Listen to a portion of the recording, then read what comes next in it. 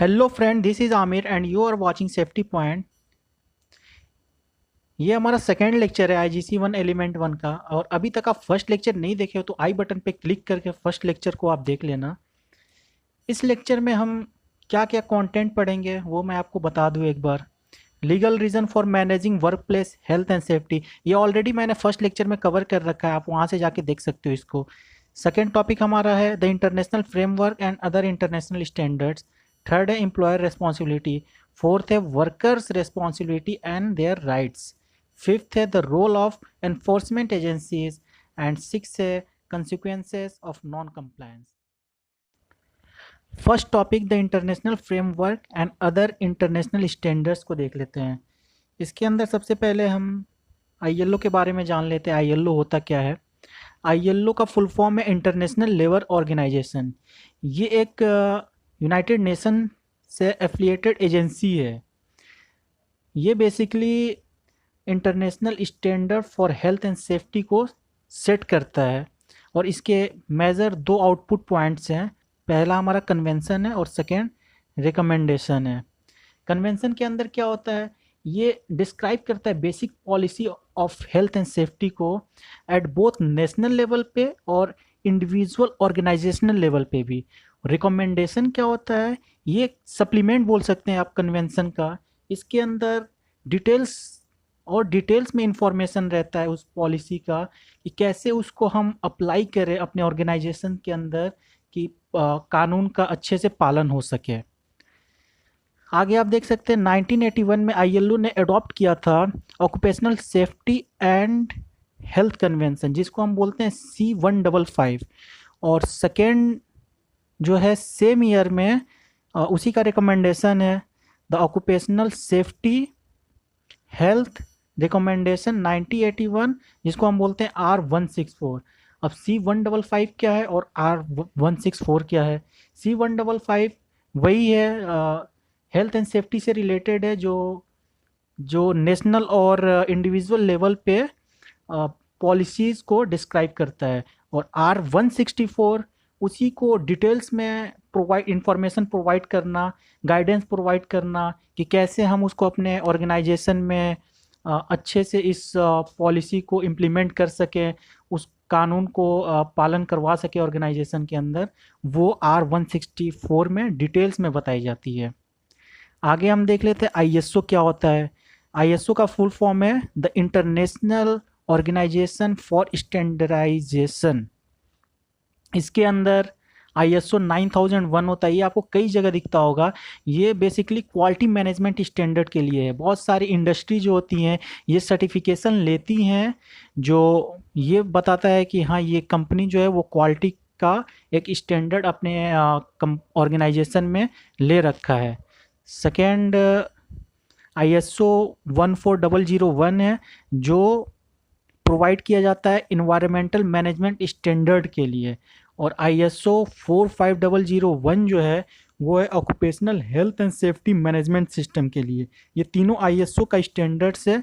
ये कंपनी इससे related audit करवाती है। और ऑडिट में अगर कंपनी पास हो जाती है, अगर ये ऑर्गेनाइजेशन को आईएसओ को लगता है कि हाँ, ये कंपनी क्वालिटी इसकी अच्छी है, तो वो आईएसओ 9001 की सर्टिफिकेशन दे देती है। अगर उनको लगता है कि हाँ, ये इन्वायरमेंटल के स्टैंडर्ड्स पे ये वर्क कर रहे हैं, तो उन्हें आईएसओ 14001 का सर्टिफिकेशन दे देती है।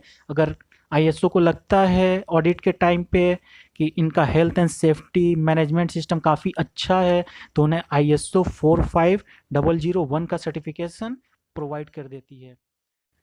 नेक्स्ट हमारा टॉपिक है employer responsibilities. As per article 10 of R164, employer की कुछ रेस्पॉन्सिबिलिटी मेंशन की गई है। इसमें कई सारी पॉइंट मैंने मेंशन कर रखा है, अगर आपको नोट करना है तो यहाँ से आप नोट कर सकते हो। बट मैं आपको शॉर्ट में बताता हूँ कि एम्प्लॉयर की रिस्पॉन्सिबिलिटी होती क्या है। मैंने एम्प्लॉयर की रिस्पॉन्सिबिलिटी को दो पार्ट में डिवाइड किया है। पहला इंश्योर और सेकेंड प्रोवाइड। कि और एम्प्लॉयर को क्या क्या इंश्योरिटी करनी है, क्या क्या इंश्योर करना है अपने ऑर्गेनाइजेशन के अंदर, और क्या क्या प्रोवाइड करना है। सबसे पहले हम इंश्योरिटी देख लेते हैं क्या क्या करना है। इंश्योरिटी में सबसे पहले उनको work place equipment, work method ये सारी चीज़ इंश्योर करना है कि वो सब सेफ होना चाहिए और विदाउट रिस्क टू हेल्थ होना चाहिए।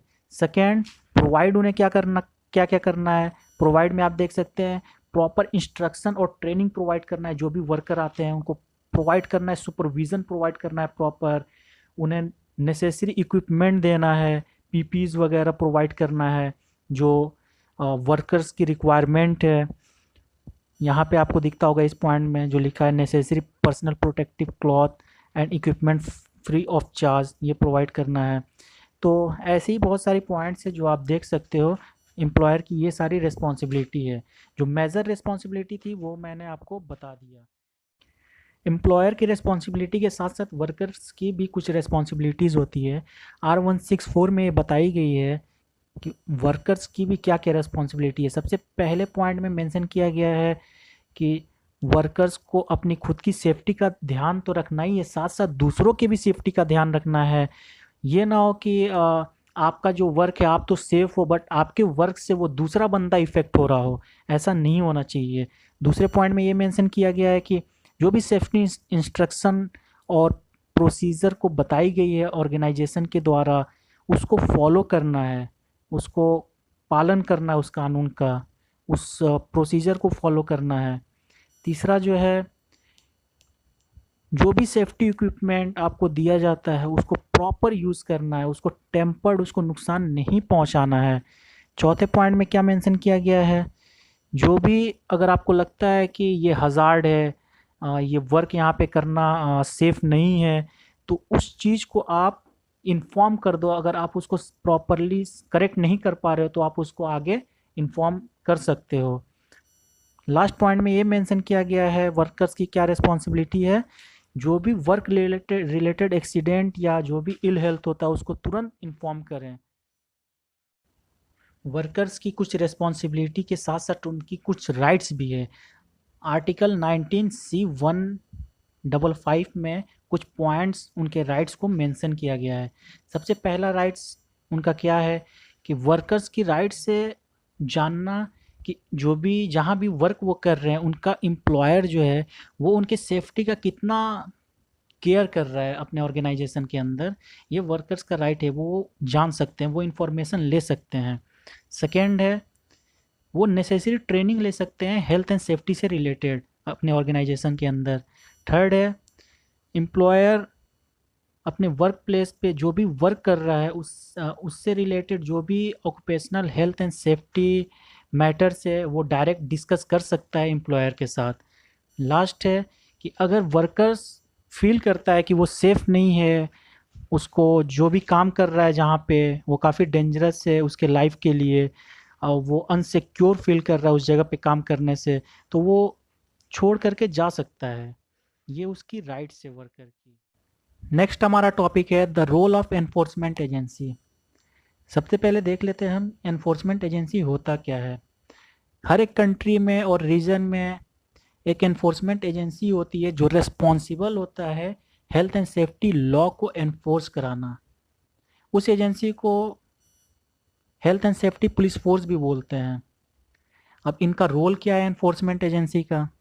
एनफोर्समेंट एजेंसी का रोल जो है वो है वर्क प्लेस पे जो भी एक्सीडेंट होता है उसको इन्वेस्टिगेट करते हैं। ये फॉर्मल एनफोर्समेंट एक्शन भी ले लेते हैं उनके खिलाफ। अगर कोई भी employer health and safety law को अगर अपने ऑर्गेनाइजेशन में उसका पालन नहीं करते हैं तो उनके खिलाफ ये एनफोर्समेंट फॉर्मल एनफोर्समेंट एक्शन लेते हैं।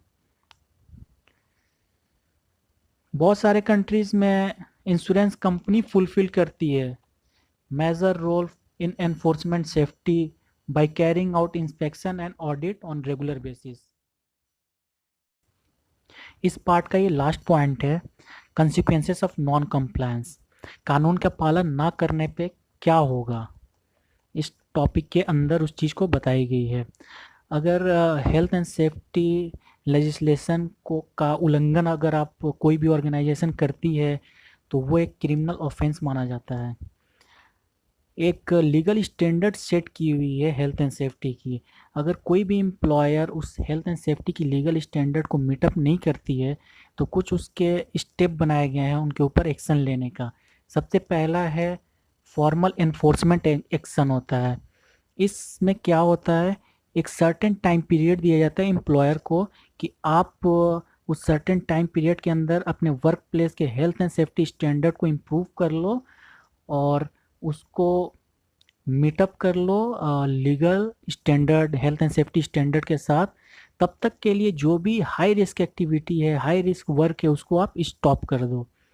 अगर उस टाइम पीरियड के अंदर वो हेल्थ एंड सेफ्टी स्टैंडर्ड को मीटअप नहीं कर पाता है एम्प्लॉयर, तो फिर उसके अगेंस्ट फर्दर एक्शन लिया जाता है, जो सेकेंड और थर्ड में मेंशन्ड है। सेकेंड, ऑर्गेनाइजेशन के ऊपर मुकदमा हो सकता है, और थर्ड लास्ट जो है वो इंडिविजुअल डायरेक्टर और मैनेजमेंट वर्कर के ऊपर मुकदमा हो सकता है। अगर ऑर्गेनाइजेशन के ऊपर मुकदमा होगा तो उस टाइम पे क्या होगा, अगर मुकदमा सक्सेसफुली जीत जाते हैं, अगर एनफोर्समेंट एजेंसी मुकदमा सक्सेसफुली जीत जाती है तो क्या होगा, पनिशमेंट ऑर्गेनाइजेशन को दिया जाता है in the form of fine. वो फाइन पे करना होता है।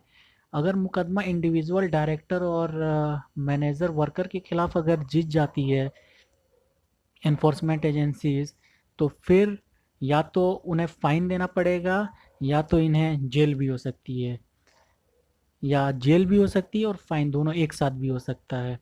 ये नॉन कंप्लायंस का रिजल्ट है, कंसिक्वेंसेस है सारे। If you like my video, so please subscribe and share this channel and don't forget to press bell icon। आपका सपोर्ट बहुत इम्पोर्टेंट है मेरे लिए। वो मुझे एक मोटिवेशन मिलता है अगर आप ज़्यादा से ज़्यादा वीडियो शेयर करते हैं, देखते हैं, तो कि मैं और ज़्यादा वीडियो बनाऊं और अच्छे कंटेंट पे बनाऊं। सो प्लीज़ सपोर्ट करते रहना ऐसे ही। Thank you for watching this video.